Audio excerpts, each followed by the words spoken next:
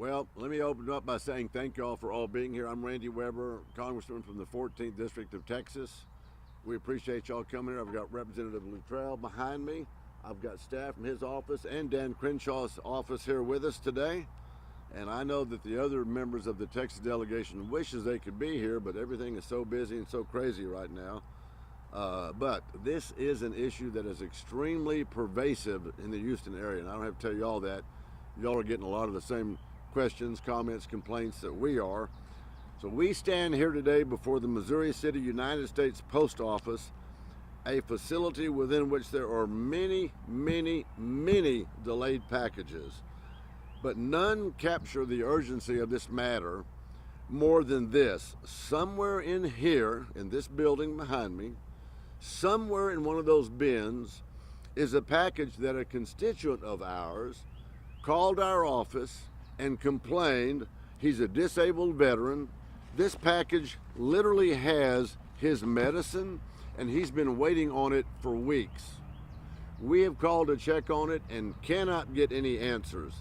He relies on the Postal Service. He relies on the Postal Service to deliver that medicine because he cannot leave his house. You know, a small business owner structures his business and the pricing of his products based on the ability to utilize the Postal Service for many of his deliveries. And when the Postal Service fails miserably in our area, such as the case here, and customers get fed up waiting on their package that seems to fall into a black hole, the small business owner, and I was a small business owner, has no choice but to compensate those customers in some kind of way. He, not the Postal Service, in that case is the one on the hook, and it's costing him money. Another constituent is just expected to wait without their heart pills or diabetes medication. This is absolutely ridiculous, and one of the main reasons we're here today. And these are only a few stories that I've heard from my constituents. So at this time, I'd like to turn it over to my friend Congressman Luttrell and let him say a few words. I'm gonna leave that right there. Thank you, Congressman. Appreciate it. Good morning, everyone. I represent District 8, and our district itself is receiving hundreds, if not thousands, of emails and phone calls about this very subject. So we're here today, again, to unpack the problem. Veterans medications in general, if it's gummed up, from what we understand, and again, we're not, for what Congressman Weber says, we're not getting the answers that we want, and it is at our level. This shouldn't be the case. The United States Postal Service is responsible for not only Texans, because we're Texans, but Americans in general. So we're laser focused on this. It's front sight focus for us. And today we're coming down here and we want to get these answers. We want these answers so we can give the answers to the Texans to let them know, hey, look, this is a serious problem. And since they were unable to get what they needed when they engaged with the post office, that's our job. And today we're going to do just that. I hope as we peel this onion back, we can find out what problem set lives inside the organization. So, hey, if it's something that we can address right up front, let's keep everything moving forward. We just don't know what that is. We can't get those answers when we're engaging. So a face-to-face conversation is absolutely necessary. And we'll report back to the Texans and the American public as this thing unfolds. I'll hand it back over to Mr. Weber. Thank you, Morgan. I appreciate that. You heard from him, stories he's getting. You heard from me, the stories I'm getting. My office has received somewhere between 100 and 200 complaints about this specific facility. Y'all know consumers can track their packages in a lot of instances, and they know right where that package is. And it's this specific, and that's just counting the ones that have called my office. You can only imagine how many complaints we're having Houston-wide, with us having 8, 9, 10 members of Congress, different offices. Every single taxpayer in the greater Houston area, and I would assume across the nation, is probably thinking, good grief, how inefficient can the Postal Service get? Well, it's getting pretty darn inefficient, it sounds like. And anyone who has stood in line at the post office for more than 5 minutes knows this to be true. And if you've ever been aggravated like me, you go on there and there's 2 or 3 lines and there's one person at the counter. And the next person, if they want to take a break, they leave. It doesn't matter how many people are standing there waiting. Taxpayers, believe it or not, have relied on the post office since the 1770s. It is an age-old institution. You would think they'd had time to get it right by now. You would think. But now the Postal Service seems to be headache after headache. Down in Galveston, which is my district, we've been dealing with ongoing mail theft for years. How many of y'all have heard about the mail theft? Thieves washing checks, where millions of dollars of checks have been stolen and washed. I've had this happen to me personally. I was a victim personally. We reached out to say, what's the status on it? What's the investigation taking place? Where are you getting? You know what we've heard back? Zip. And I'm a member of Congress. You would think we would hear back. I wrote to the USPS back in 2022 to get answers to that theft, and which absolutely continues, hadn't stopped, absolutely continues to plague our community. And guess what? I've sent letters asking questions and requesting them by a certain date. That date would almost always pass before the Postal Service would get back to a federal representative. Now, after years of trying to communicate and putting pressure on them to take action regarding mail theft, they finally assured me, my office, that they were going to add new secure collection boxes and that they would keep a close eye on employees who may be intentionally disrupting the postal system.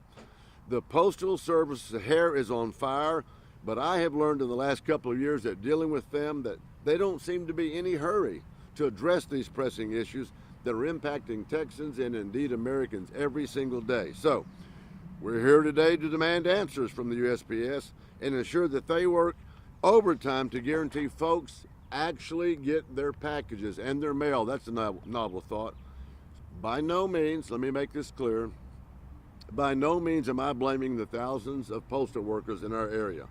But the reality of the situation is that the postal workers face they're being concealed, confused, or justified away by union bureaucrats who repeat the same old tired boogaboos that the Postal Service is deeply in debt and that workers have no choice but to accept massive concessions. Wrong, wrong, wrong. It's not true. This is a federal agency. This is a federal agency. An agency in the same federal government that is one of the strongest nations in the world. And are you telling me we can't even deliver the mail on time? People. FedEx delivers the mail. UPS delivers. Amazon delivers. And sadly, even the drug cartel delivers across the border, which is sad. And our United States Postal Service can't deliver. So I want to highlight what I've been told is going on at the Missouri City facility. My staff reached out to the government liaison to set up a meeting with the respective parties to discuss the ongoing issues my constituents have been having with the Postal Service. My constituents down in District 14, League City, and on down to Galveston, over to Beaumont. On January 17th, there was a congressional staff briefing. My staff asked questions regarding the state of the facility and asked for an update. As many of you already know, the quote, Delivering for America plan, end quote, the plan, according to their website, is a commitment to achieve service excellence, realize cost savings, and modernizing postal infrastructure, which they have failed on count 1, count 2, count 3. They have failed all the way around to achieve excellence. The Missouri City facility becomes a local processing center, while the North Processing and Distribution Center becomes regional. In the months since then, they have avoided our requests, given us the names of people we did not ask to meet with, attempted to dictate when, where, and how we would meet with them. And from speaking with anyone who would have personal knowledge about mail delays, zip. We had no chance to do that. And I know many of my colleagues have faced exactly the same thing, like Morgan behind me, roadblock after roadblock after roadblock. In that same January the 17th phone call, our congressional staff was promised that the issues affecting this Missouri City facility would be cleared out by the end of the weekend, meaning January 22nd at the latest. And guess what? That wasn't the case. Here we are with February the 2nd, and it still isn't, and we have no real idea when that back up will be cleared out. I have gotten the runaround from the Postal Service time and time again. And if I'm getting it as a member of Congress, I can only imagine how constituents are feeling. They seem to stonewall us. I know they're stonewalling people. I've asked for a meeting, but they can't meet because they're in training, or they just don't respond to my team when we set a date. I was supposed to have a meeting with them on Wednesday, but guess what didn't happen? That meeting, it got changed, canceled. I'm glad to hear the news that Representative Al Green shared that the Postal Service Office of the Inspector General is auditing the postal facility in Missouri City. But we still don't seem to have answers on what they plan to do to ensure folks that they actually get their packages. This is only this is only year 3 of a 10-year rollout. Only 3 years, and they have run into serious issues they refuse to be transparent about. If it's year 3, what do you think year 4, 5, 6 and on's gonna hold? It's gonna be catastrophes. Accountability needs to be had at the USPS. They need to stop stonewalling representatives and instead work with us. But my staff directly asked what Congress can do to help. And here's what they said. There's nothing that Congress can do to help. And there's nothing that they need from us, if you can believe that's their response. That's unacceptable. The USPS leadership needs to take accountability for what's going on and work overtime, people. Come early, stay late, work overtime to take care of the issue. And lastly, it would be better for Postmaster General Mr. DeJoy and all of his team to remember that their customers are those who use and pay for the Postal Service, not the institution itself. This is about American citizens. And with that, I will stop and I will open up for any questions. Congressman, just how frustrating is it that as members of Congress, you could actually do something about this and you can't get a single answer from them? Adam, it's extremely frustrating. Imagine that we represent people and we are their federal representative, whether it's USPS, whether it's hopefully it's not the FBI or IRS and some of the agencies, Social Security Administration. So we try to be their liaison between. And here we're getting stonewalled worse than any other agency that I can remember. It's very frustrating. Any other questions? You said you don't blame the postal workers. Who do you blame for this? Does it go all the way to the top? Is it the DeJoy? Well, remember I said sometimes the union representatives, they stonewall. A lot of times they want their time off. We talked earlier about people going into a building and there being only one worker on the counter. They have 2 or 3 lines, and if there's 2 or 3 workers, somebody's break comes up, they're going to adhere to those rules, and they're going to disregard what the need is. But yes, it goes all the way to the top. Mr. DeJoy needs to recognize that what's the old famous Apollo 13 saying? Houston, we have a problem. And apparently he's not seeing it, and he's not doing anything about it. And for us to get stonewalls, not even have meetings, I'm glad that Al Green and I think Sylvia Garcia went to see him. But I've heard those promises before. We want action. I've been engaging with my carriers in my district, and there's a gray area, it seems like, between the leadership and into the services itself. It looks like there's a breakdown in communication back and forth, and we don't know how that's playing out again because we can't get the answers. I spoke with Mr. Green directly, Ms. Fletcher, Ms. Lee. Everyone is very aware of the situation and trying to unpack it again and break down the silos so we can fix the problem.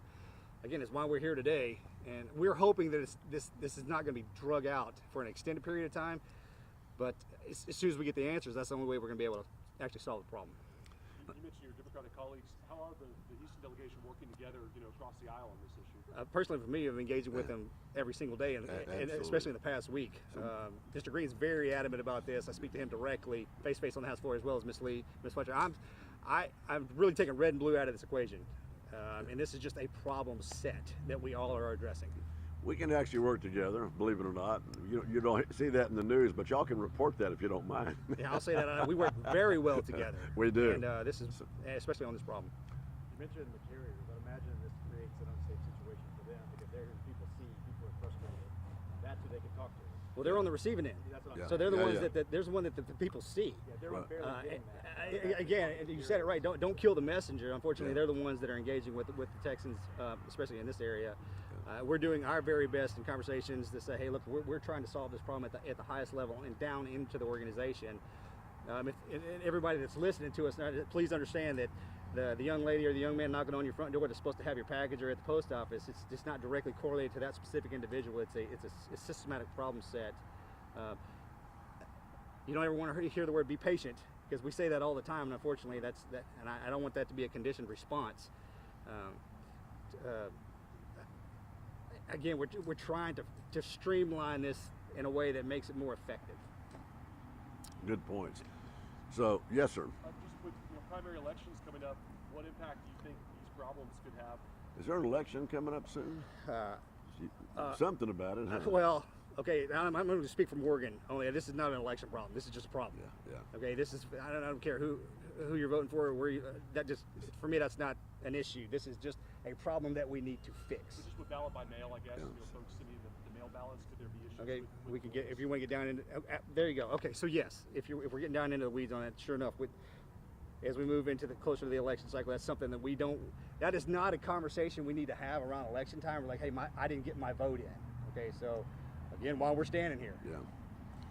Well, have you guys had any chance to speak to the governor, or maybe is there any opportunities to go to Washington and maybe speak to a bigger crowd about this issue? I mean, it seems like it's impacting the Houston area, but pretty soon it could be a nationwide problem. What we need to do is we need to get Mr. Joy called into a committee hearing. I'm on Energy and Commerce. You're on, what's the other Armed issue? Services. Armed Services, yeah. So And so we can call him in because we have a purview over the ENC committee does. If he'll come, but you remember what I said earlier, we've asked for meetings, and obviously some of our colleagues got a meeting with Mr. Joy. Now, getting him in front of the cameras and having him raise his right hand and swear in to do a hearing is different, So we'll see, but that certainly is our tact.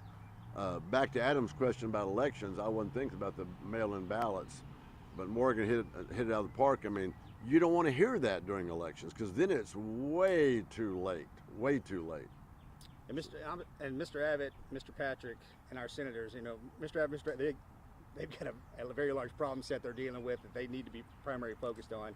At our level, and I'm Cornyn and Cruz are very well aware of this situation too. So again, it's congressional memberships that's acting on this. Yeah. It has been disseminated, and just because you have the two of us standing here doesn't mean that every member of the Texas delegation isn't aware of it. Yeah.